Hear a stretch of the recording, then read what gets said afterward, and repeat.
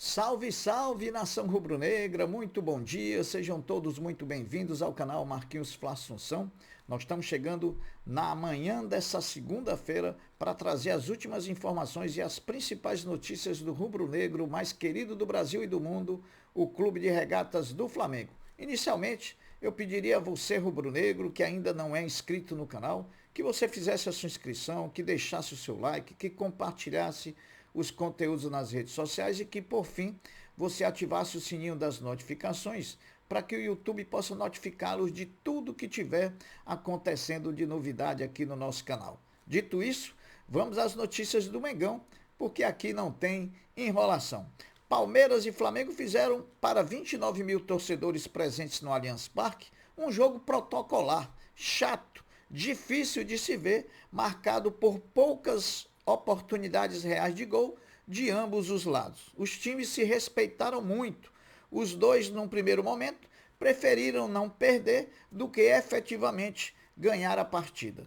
O Palmeiras adotou claramente uma estratégia de rodízio de faltas que picotava demais a partida, impedindo diretamente o Flamengo de evoluir ofensivamente falando. No segundo tempo, o Flamengo melhorou com as entradas de Pedro e De La Cruz, esse principalmente, pois deu outra mobilidade, deu outra movimentação que permitiu o Flamengo, após a sua entrada, ter o domínio do meio-campo, dominando as ações em busca mais efetiva do gol. O resultado foi de todo ruim? Não, não foi. Com mais um ponto, o Flamengo chegou a 7 na competição, a mesma pontuação do novo líder do campeonato, o Bragantino, que assumiu a posição pela vantagem de um gol a mais marcado do que o Flamengo. O pernambucano Rodrigo Pereira de Lima, árbitro da partida, distribuiu 11 cartões amarelos entre técnicos e jogadores de ambos os times. Vejamos os cartões amarelos que o árbitro soltou na partida. Para o Palmeiras, Abel Ferreira, Mike, Murilo, o Everton, Gustavo Gomes e Rony. Para o Flamengo, Tite, Alan, Léo Pereira, Bruno Henrique e Eric Pulgar. O Flamengo volta a jogar pelo Campeonato Brasileiro no próximo domingo, diante do Botafogo, em partida que vai se realizar no Maracanã às 11 horas da manhã. Que horário, hein, pessoal? O elenco rubro-negro embarcou de volta ao Rio de Janeiro logo após a partida diante do Palmeiras e se reapresenta hoje, segunda-feira, na parte da tarde no CT Ninho do Urubu, onde iniciará a preparação para o jogo decisivo contra o Bolívar, pela fase de grupo da Libertadores, na altitude de 3.600 metros em La Paz. Na atividade de hoje, segunda-feira, os jogadores que foram titulares diante do Palmeiras deverão fazer apenas um trabalho regenerativo na academia, na verdade, uma desintoxicação.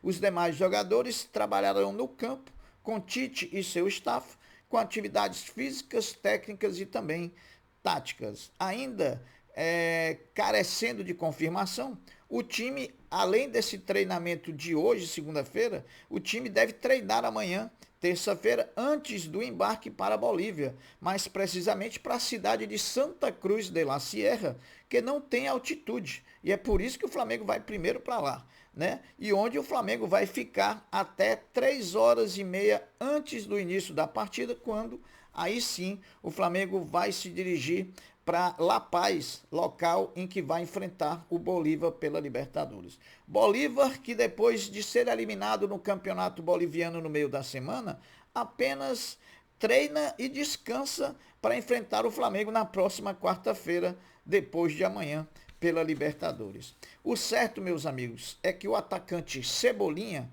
que teve detectado uma lesão na panturrilha direita, ficará afastado do Flamengo por pelo menos 10 dias, o que lhe deixará de fora, com certeza, do jogo contra o Bolívar e até do jogo contra o Botafogo no próximo final de semana pelo Campeonato Brasileiro.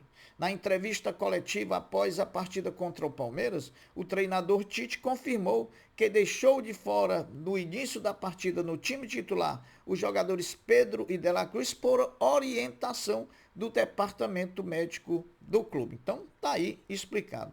Agora, alguns fatos lamentáveis do jogão também ocorreram e que serviram mais uma vez serviram mais uma vez que o futebol descamba, infelizmente, para situações que realmente são lamentáveis. Vejamos as situações. Primeiro, Tite, na entrevista coletiva, reclamou que recebeu uma cusparada vindo da torcida do Palmeiras, reclamando da falta de respeito até por um profissional que já foi empregado do próprio clube Palmeiras. Lamentável mesmo a situação de a pessoa cuspir em outra, né, pessoal? É deplorável mesmo. Outro fato lamentável foi uma emboscada que foi preparada pela torcida do Palmeiras para a torcida do Flamengo, que se queixou muito das providências e atitudes poucas que a PM de São Paulo não tomou para evitar tal situação. O pior poderia ter acontecido, né? Então, graças a Deus que não aconteceu o pior. O Flamengo, com o empate diante do Palmeiras, além da manutenção da invencibilidade na temporada, o clube também ampliou a sequência invicta no Allianz Parque em jogos do Campeonato Brasileiro.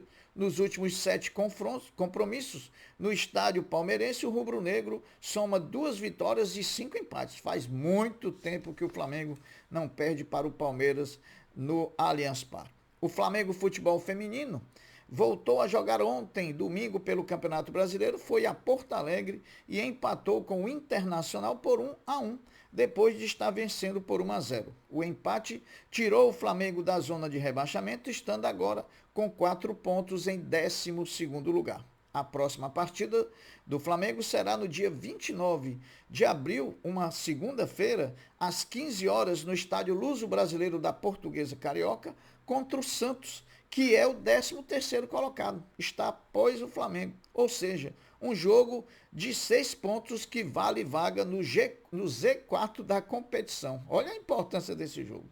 O Flamengo Basquete, o orgulho da nação, que venceu o Botafogo no sábado, na primeira partida das oitavas final do NBB, joga na próxima sexta-feira a partida decisiva contra o mesmo Botafogo pelas oitavas de final. Precisando vencer para confirmar a sua classificação para as quartas de final, que terá como adversário na próxima fase, caso vença, o vencedor do confronto entre São José e Fortaleza, que nesse momento é vencido pelo time do Fortaleza por 1-0.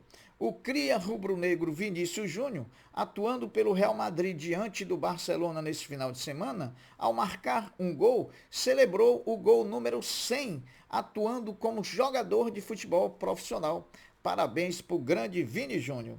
O meio-atacante Lohan, com informação do jornalista trazida pelo jornalista Wilson Pimentel da RTI Esporte, revela estar muito perto de renovar o contrato com o Flamengo, restando apenas detalhes secundários para que o acordo seja oficializado. Uma boa, né? O Lohan chegando aí uma assinatura de renovação de contrato com o Flamengo.